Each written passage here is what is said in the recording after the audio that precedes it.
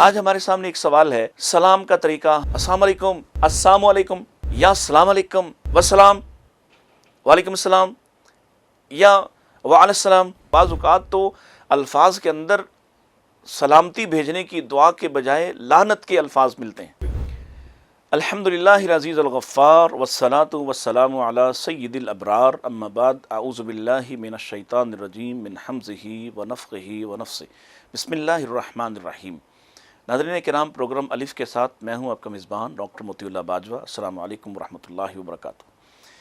جیسا کہ آپ جانتے ہیں کہ ہم آپ کے سامنے ایسے سوالات لے کر آتے ہیں یا ایسے معاملات لے کر آتے ہیں، ایسے ٹاپکس پہ بات کرتے ہیں جن پر عام طور پر لوگ گفت و شنید نہیں کرتے یا عام طور پر ان کے متعلق سوال نہیں کرتے۔ یہ بات ہم پہلے بتا چکے ہیں آپ کو سابقہ ہماری ویڈیوز میں کہ سوال کرنا چاہیے، لا یعنی سوال نہیں کرنا چاہیے۔ علم سے متعلق یا شرعی ضرورت سے متعلق سوال پوچھنے میں کچھ حرج نہیں ہے۔ آج ہمارے سامنے ایک سوال ہے، سلام کا طریقہ۔ ہم دیکھتے ہیں کہ اس میں بہت ساری جو ہے وہ افراط و تفریط ہے۔ کہیں تو لوگ اپنی مرضی سے سلام کرتے ہیں، کہیں صحیح سلام کیا جاتا ہے، اور کہیں پر بالکل ایک نئی طرح کا بلکہ بعض اوقات تو الفاظ کے اندر سلامتی بھیجنے کی دعا کے بجائے لعنت کے الفاظ ملتے ہیں۔ مثال کے طور پر بہت سے لوگ آپ کو چلتے پھرتے ایسے کہتے ہوئے دکھائی دیں گے، السلام علیکم یا السلام علیکم۔ اب آپ دیکھتے ہیں کہ ایک دم آپ نے تو ظاہر ہے آپ نے جواب دیا، جواب دینے والا بھی اگر اسی طرح سے اکثر کہہ دیتا ہے والسلام، وعلیکم السلام یا وعلیکم السلام، تو یہ جواب دینے میں اور سلام کرنے میں لوگوں نے اپنی مرضی اختیار کر لی، جبکہ دین کی بنیادوں میں ایک بڑی اہم بنیاد سلام ہے۔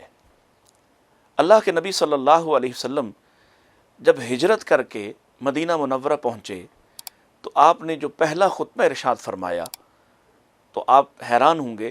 آپ کو آپ کے شہر سے نکالا گیا، آپ پر عرصہ حیات تنگ کیا گیا، آپ کے گھر کا گھیراؤ کیا گیا، اور آپ کی جان لینے کے لیے اعلان کیا گیا، اونٹوں کے انعام کا اعلان کیا گیا، آپ کی تلاش میں چھاپہ مار کارروائیاں ہوتی رہیں، اور آپ چھپ چھپا کر اپنے ساتھی کے ساتھ، اپنے غلام کے ساتھ آپ مدینہ پہنچے۔ کس مشکل کا سفر تھا، کتنی صعوبت، اور قرآن مجید نے اس کا ذکر کیا ہے کہ جب وہ وقت یاد کیجئے جب انہوں نے آپ کے قتل کا منصوبہ بنا لیا تھا۔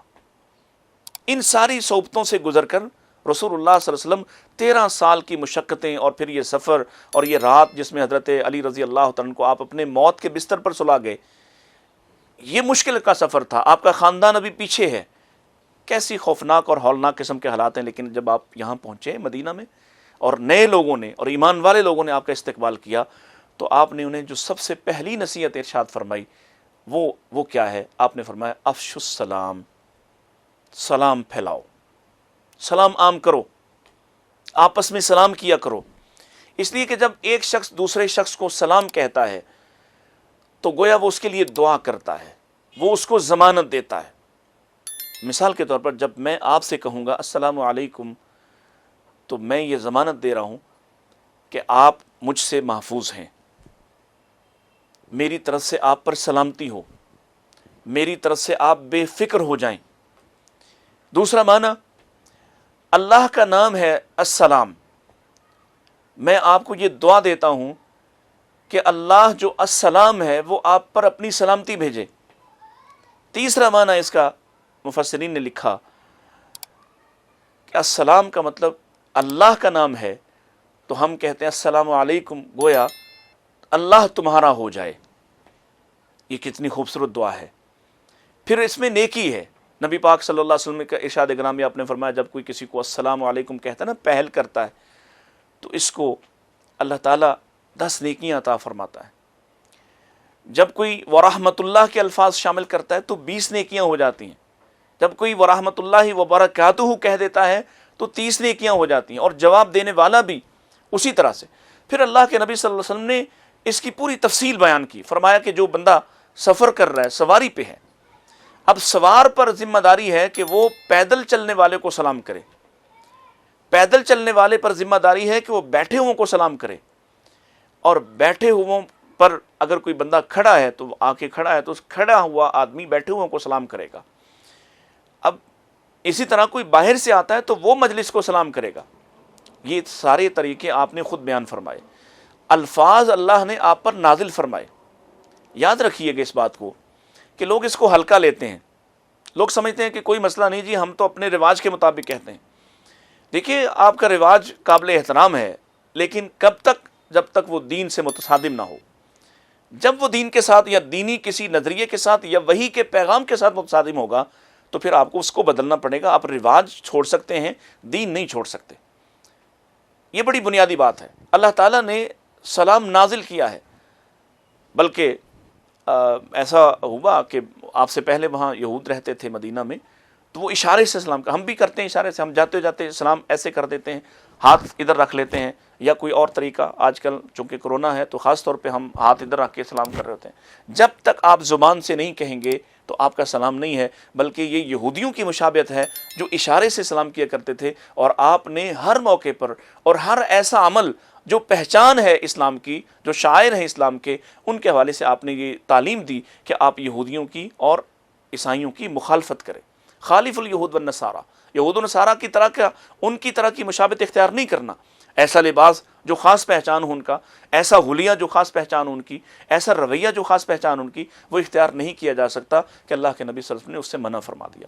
تو سلام کریں, ضرور کریں, لیکن اس طریقے پر جس طریقے پر اللہ کے نبی صلی اللہ علیہ وسلم نے سکھایا. سلام کیجیے. اپنے گھر میں داخل ہوں تو سلام کیجیے. اپنے گھر میں داخل ہونے کے لیے گھر والوں پر سلام کیجیے, اور فرشتے آپ کو جواب دیتے ہیں السلام علیکم. کم سے کم یہ آپ کو کہنا ہوگا. اور اگر آپ اپنی نیکیوں میں اضافہ چاہتے ہیں ورحمۃ اللہ, اور اگر مزید اضافہ چاہتے ہیں وبرکاتہ. یہ آپ ایک جملہ ہے جو رسول اللہ صلی اللہ علیہ وسلم پر اللہ نے نازل فرمایا ہے, اور جس کی ضمانت آپ نے دی ہے. اس کے سوا جتنے بھی طریقے ہوں گے سلام کرنے کے, اور جتنے بھی الفاظ, السلام علیکم, بعض وہ آئے یہودی آئے آپ کے پاس اور رسول اللہ صلی اللہ علیہ وسلم کے گھر میں آئے اور آ کے آپ سے کہنے لگے السلام علیکم. یہ اب زبان کی تخفیف کے ساتھ ایک جملہ کہا گیا. السلام کا مطلب موت, علیکم تم پر, گویا تم پر موت ہو. کہاں سلامتی بھیجنا ہے اور کہاں ہم بات نرمی سے کرتے ہوئے یا اپنے خیال کے مطابق السلام علیکم, یہ السلام علیکم موت ہو تم پر, یہ مطلب ہے اس کا. تو حضرت عائشہ رضی اللہ عنہ کھڑی تھی پاس, انہوں نے کہا وعلیکم ولعنۃ اللہ علیکم, تم پر ہو اور اللہ کی لعنت بھی ہو تم پر, کہ تم یہ کیسی بات کر رہے. تو حضرت رسول اللہ صلی اللہ علیہ وسلم نے فرمایا عائشہ ماہ رک جائیے, میں نے ان کو جواب دے دیا تھا, میں نے ان کو صرف اتنا کہا وعلیکم تم پر ہو. سو گویا یہ بات سمجھنے کی ہے کہ ہم جب سلامتی بھیج رہے ہیں تو اس طریقے پر بھیجیں جو طریقہ رسول اللہ صلی اللہ علیہ وسلم نے ہمیں ارشاد فرمایا ہے. اس لیے کہ تب ہی آپ بھی فائدہ اٹھائیں گے اور آپ کا مخاطب بھی اس دعا کا مستحق بنے گا, وگرنہ آپ ہمدردی میں کہیں اس کو لعنت نہ کر بھیج رہے ہوں, کہیں آپ اس پر موت کی دعائیں نہ کر رہے ہوں. اس لیے ہمیں اس سے بچنا چاہیے. اور ایک بڑی اہم بات آخر میں یہ ضرور کہنا چاہوں گا کہ بچے آپ سے سیکھتے ہیں, جو گھر والے بولتے ہیں وہی وہ ادا کرتے ہیں.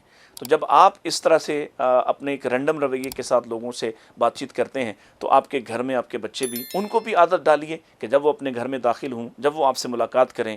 حتیٰ کہ ہم نے دیکھا کہ دو صحابی چل رہے ہیں, رسول اللہ صلی اللہ علیہ وسلم کے 2 غلام چل رہے ہیں, درمیان میں درخت آ گیا, راستہ ہے, راستے کے درمیان میں درخت آیا, تو انہوں نے ایک دوسرے پر یہ نیکی کمانے کے لیے بھی اور پھر ایک دوسرے کو اپنے پاس سے سلامتی کی دعائیں کرنے کے لیے بھی دونوں طرف ہو گئے درخت کے. اور جب درخت کے بعد دوبارہ ملتے ہیں تو پھر کہتے ہیں السلام علیکم. پھر اس کی اہمیت اس قدر زیادہ ہے کہ بعض صحابی تو بازار میں صرف اس لیے جاتے کہ لوگوں کو سلام کریں اور لوگ ان کو سلامتی کی دعائیں دیں. ایک دوسرے کے لیے دعا کرنا یہ بڑا قیمتی ہے. اللہ تعالیٰ سے دعا کرتا ہوں کہ ہم اس عمل کو اختیار کریں, اور یہ بھی امید کرتا ہوں کہ آپ ایسی ہماری ویڈیوز کو پسند کریں گے اور ان کے مطابق اپنے عمل کو درست کریں گے. اجازت دیجیے. السلام علیکم ورحمۃ اللہ وبرکاتہ.